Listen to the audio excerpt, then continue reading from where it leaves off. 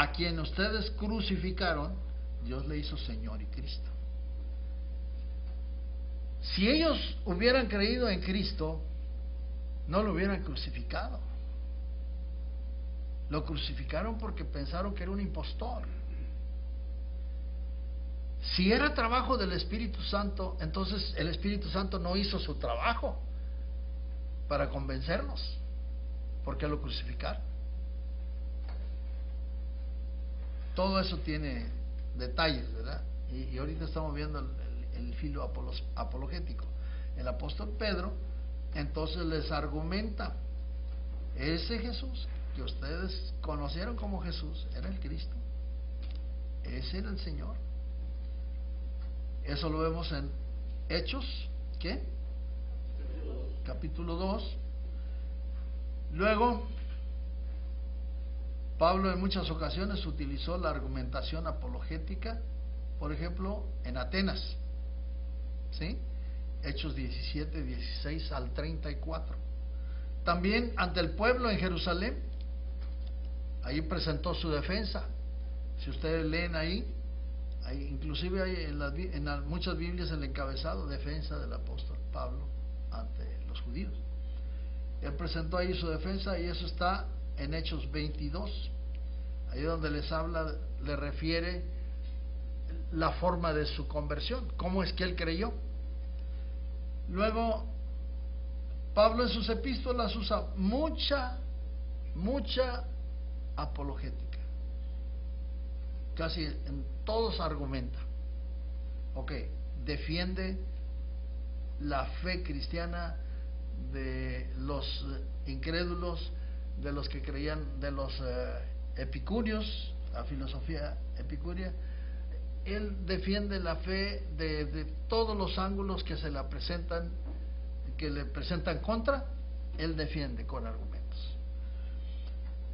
La reacción de Agripa como respuesta a la apología de Pablo fue, ustedes la saben: por poco me persuades a ser cristiano. ¿Sí? Tenemos que entender las funciones del Espíritu Santo y darle la gloria, por supuesto. Tenemos que tomarlo en cuenta en todo lo que hacemos, porque el Evangelio no es asunto nuestro, es un asunto realmente de Dios.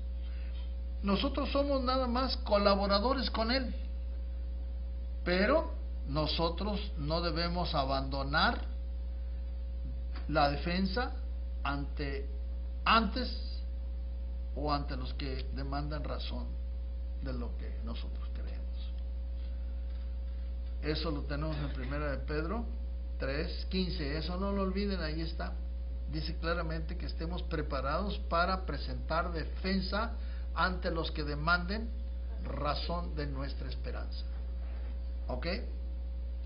Tenemos que estar conscientes que tenemos que contender ardientemente por la fe que ha sido una vez dada a los santos. Judas nomás tiene un capítulo, el versículo 3. Seguros de que el Espíritu Santo nos usa y usa la verdad para convencer al mundo de pecado.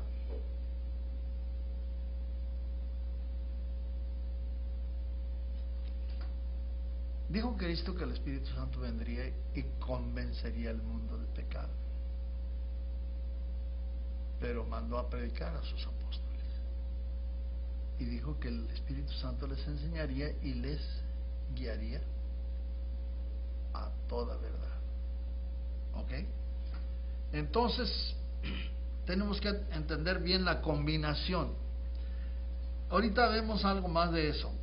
Somos instrumentos que debemos estar preparados, ocupados en la lectura, en la exhortación, en la enseñanza, ¿sí o no? Esa es la recomendación que le hace Pablo a Timoteo 4, según 1 Timoteo 4:13. Tienes que estar preparado. ¿Ok? Ahora, tenemos que procurar con diligencia presentarnos a Dios aprobados, como obreros que no tenemos de qué avergonzarnos, que estamos bien en la palabra de verdad. Usamos bien la palabra de verdad. Segunda de Timoteo 2:15. Amén. Ok, llegamos a una conclusión. Pregunto a todos, y el que no esté de acuerdo, por favor, no se quede con la duda, porque estamos en la escuela y aquí vamos a aclarar lo que sea. ¿Es necesario defender al cristianismo, sí o no? Si alguien no está de acuerdo, no se preocupe, somos hermanos. Y yo en mi trabajo que estoy haciendo lo he hecho por muchos años en escuelas cristianas y en las escuelas públicas también. Y nunca he tenido miedo a las preguntas, nomás les he sacado la vuelta, así que no se preocupen. Ok, entonces vamos, si no hay problema en eso, tengo otra pregunta. ¿Quiénes necesitan la apologética? Esa es la otra pregunta. ¿Quiénes necesitan la apologética? Los que estamos defendiendo el Evangelio. Ok. La pregunta completa sería: ¿serán los cristianos o los no cristianos? ¿O ambos? Los cristianos.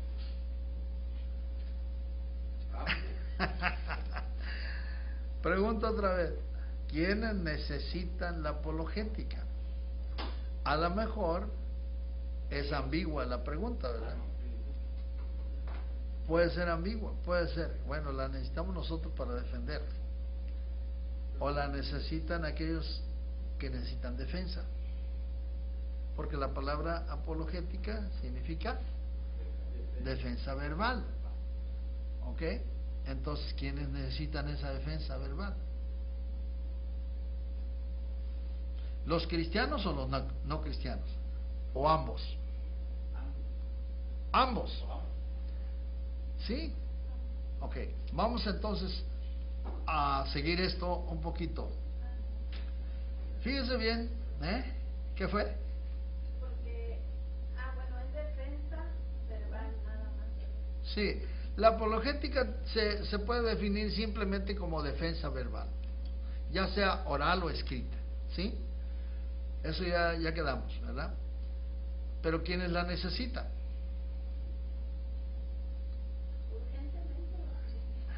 No, sin ponerle más, no más quienes la necesitan. El que tiene una fe, el que tiene una fe. Bueno, digamos, Quien tenga una fe. sí, pero la siguiente parte de la pregunta fue: Los cristianos. ¿los cristianos o los no cristianos? Ambos. ¿Ok? Entonces, o ambos. Al hablar de los cristianos estamos hablando de otras creencias Que no son cristianos. Que no son cristianos. X. Porque debe de haber en nuestra mente algo bien claro también. Hay quienes tienen la etiqueta de cristianos, pero no son cristianos. Es decir, pueden estar en una iglesia, pero no son cristianos. Entonces es bien claro que o cristianos y no cristianos. ¿Sí? Bueno, entonces vamos a decir lo que más. Ahorita ustedes contestaron muy bien, ambos, pero lo que más se nos viene a la mente es que los no cristianos son los que necesitan, porque hay que defender ante lo que ellos dicen, ante lo que ellos opinan, ante lo que ellos piensan. Hay que meter argumentos nosotros, tenemos que argumentar, ¿verdad? Entonces se nos viene eso, pero la verdad es que ambos necesitamos. Generalmente nos encontramos con personas que se han formado intelectualmente, abrevando en fuentes de información de tendencias humanísticas. La tendencia humanística, ustedes saben lo que es la tendencia humanística, ¿verdad? El humanismo